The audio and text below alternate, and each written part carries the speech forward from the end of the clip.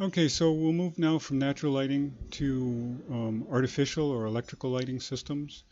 And so I've blacked out the sun and highlighted the light bulb.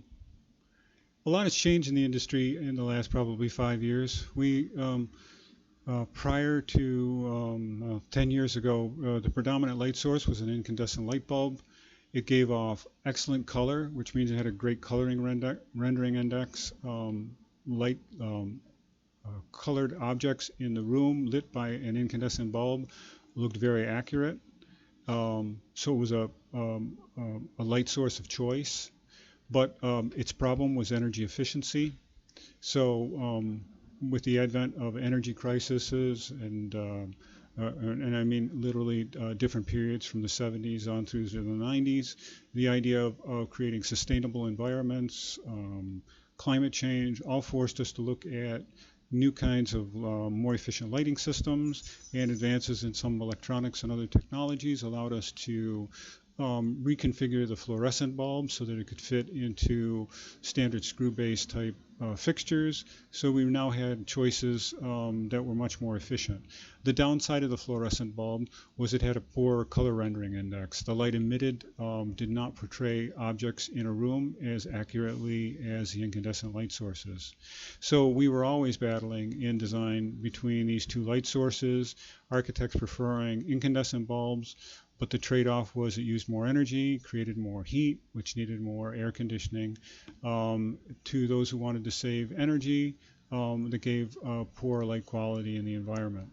But most of this argument now is mitigated with the advent of the LED light bulb, both highly efficient, even more efficient than a fluorescent bulb, with a long lifespan and a great color rendering index. These were uh, a long time coming along, even though the technology existed very early because of cost issues. But costs have come way down, where a bulb now can be purchased for $1. So it is the go-to choice for most applications. So architects now really have a great choice in lighting and don't have to look at variable options. I put over here just a whole kinds of formats that light bulbs come in. So we have the A series, which are the screw bases, to the MR series, which are reflector bulbs with pins on them, or if they're in the GU series, they have little tabs that get twisted in. So you have bulbs that create general illumination, and those that have reflectors behind them. These are parabolic reflectors, thus the PAR and the designation of their size with the number that follows it. These are called sealed beams. They can be for underwater applications or wet applications. And just a whole host of lighting forms, and most, if not all of these now come in LED format.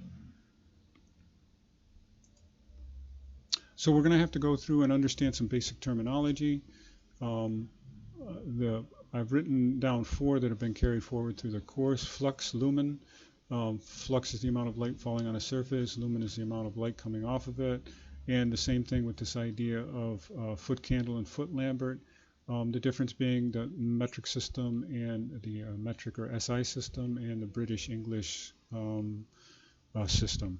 But for most intents and purposes, I think we're going to now predominantly work in the SI format. So we're going to concentrate on flux and lumen in our discussion. So with that said, I hyperlinked a couple of wiki page. I believe they're from the wiki page. I don't know if they're hyperlinked, and I don't want to click on them right now. But here we have a light meter that measures lux, light falling on a surface. So this is the sensor covered with a translucent covering. The light falling on the surface gives us a readout. This is saying it looks like 600 lux, which would be in the category of really brightly lit office lighting. So just to give you an idea of what you could use to measure lighting in real applications. So this is the foot candle, the British version of this concept, and I have a graphic that brings them both together coming up here.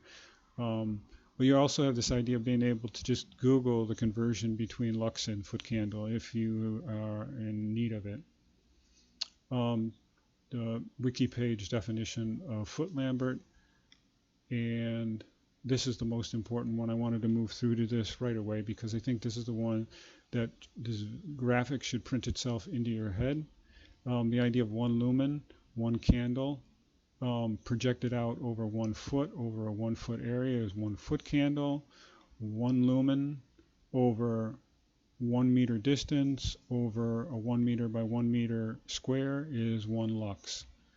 So these are the standards by which we measure lighting levels inside of buildings. So keep that the term and the graphics of the idea of a lux being, especially a lux, 1 lumen over the distance of the light being 1 meter away, striking a surface 1 meter by 1 meter. We need to also understand this idea of the difference between luminance and illuminance.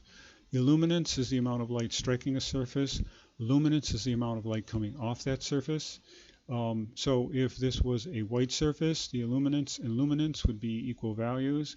But if this was a black surface, we'd have, let's say, 100 lux striking the surface, but maybe 1 lux coming off of the surface. So its luminance would be very low if the surface was painted in a way that was not reflective.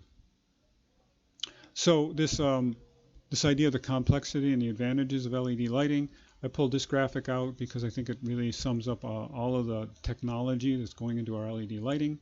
We have this conversion of AC to DC, AC powering the light, LEDs needing DC power. This idea of then controlling that, driving that LED, this allows us to do dimming functions, make our lights smarter, create the alternate color values to our lighting fixture, and also become eventually the part of the Internet of Things, saying, you know, this bulb is not working correctly, or it needs replacement, or what have you. And then all encapsulated into a common format that could be screwed into a standard fixture, and in this case with a reflector system to direct light as a parabolic reflector. But LEDs then come, like I say, in a host of formats. So here we have them now as strip lights that could be used in your typical fluorescent overhead lighting fixtures. So we have strips of LED lights here and the connector systems that go along with them so they can be strung together. So there's many different form factors that these come in. And one of the places that we're really starting to see the really nice effects of LED lighting systems are in commercial and retail environments. So here we have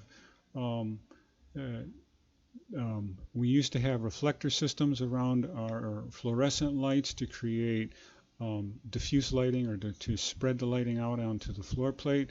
But now our LEDs are very directional. They have optical properties to them to conduct the light down or focus the light down to the store floor plate very efficiently.